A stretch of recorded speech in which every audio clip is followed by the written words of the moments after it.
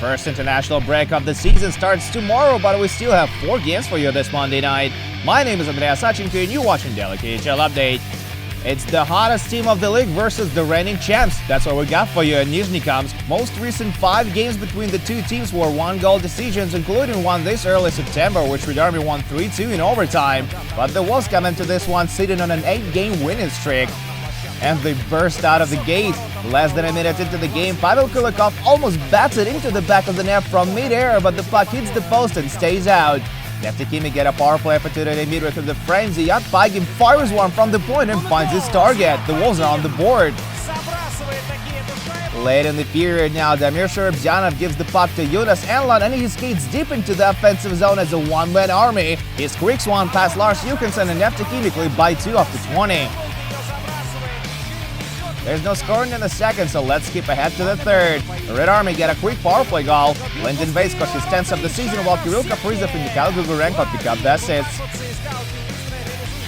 Neftekimi restored the 2-goal margin late in the period. Jerzy Sekic breaks his stick, abandons his post to get a new one, and Marat Hyrule drills it past Johansson from the hash marks. Former Red Army forward Ildarshik Sadarov scores on the empty net, and that really does it. Neftekimi extend their winning streak to 9 games as they beat the defending champions. 4-1 is your final.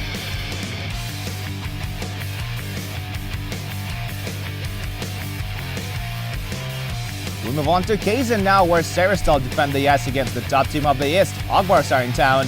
Vladislav Podyapovsky gets to see a few familiar faces out there. Scoring is a bit of an issue here. Agvars break the deadlock only midway through the second. Maciej Kormier scores a power play goal after 2 cross-ice passes in a row.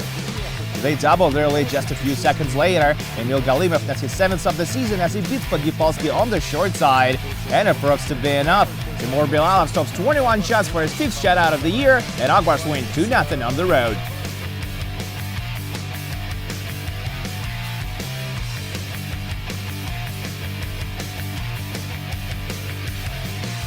We travel to Podolsk, Moscow region now, where Vitas go up against Torpedo. It takes them a while to get going, but it's a madhouse after that. Midway through the second, Sviatoslav Grebenshikov sauces it to the far post. One-timer by Miro Altonin, but Andrei Tikhomirov slides across to make a save. Final minute of the period for defensive play by Vitas. Jordan Schroeder makes a quick pass to the right circle. Damir Zafarov must score, but Ilya Yezhov catches it with his glove hand. Unreal! Grebenshikov puts Vitas in the lead with a buzzer beater. He nets his 8th of the season with just 3 seconds remaining on the clock. Miro Altonin with a great setup, and the Steelers says it all, doesn't it? And then the game blows wide open in the third. 45 seconds into it, Miro Altonin jumps to open ice, gets the puck from Alex Salmon, and beats Tikhomirov just under the glove. 55 seconds later, Ilya Yezhov makes a costly mistake behind the net, and Stanislav Bocharov scores a short-handed goal to make it a 2-1 hockey game. Less than 3 minutes later, Igor Golovkov can't hold the line. He gets burned in the foot race by Anton Shelton, who takes a shot and then buries his own rebound for beauty. Amazing finish by Schenfeld, and it's a tie game. Speaking of beauties, how about this one? Captain Alexander Salmon puts his phenomenal skill on display and fires it home to put Vitas back in the lead. Former Washington Capitals still got it. But Torpedo find the equalizer just a few minutes later. Ty Reddy scores his first goal for Nizhny Novgorod since joining the team from Lokomotiv. He goes to the shootout, and as many as 3 players score for Torpedo. Bocharov, Schenfeld, and Jordan Schroeder capitalize on their attempts, and the Beasters win the extra point. 4-3 shootout is your final.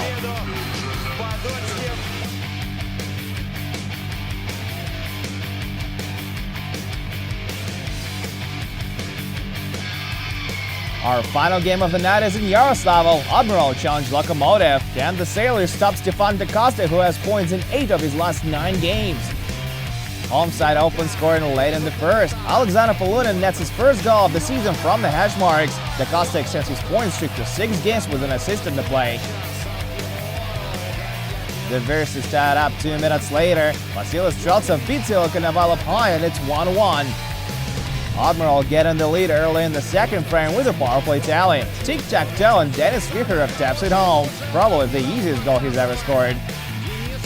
Lokomotiv level it again shortly after that. Mikhail Sidorov snaps it home from the midpoint. Armor will get back in the lead before the period expires. Dennis Vikharov nets his second of the game and 11th of the season. Vladivostok lead 3-2 after 40. They had a security goal to their lead late in regulation. Vladimir Butuzov bats it in on the rebound to make it 4-2. Loko steal pull Konovalov for the extra attacker, and Marcus Jung bags it with the empty netter. Armor will take it 5-2 on the road.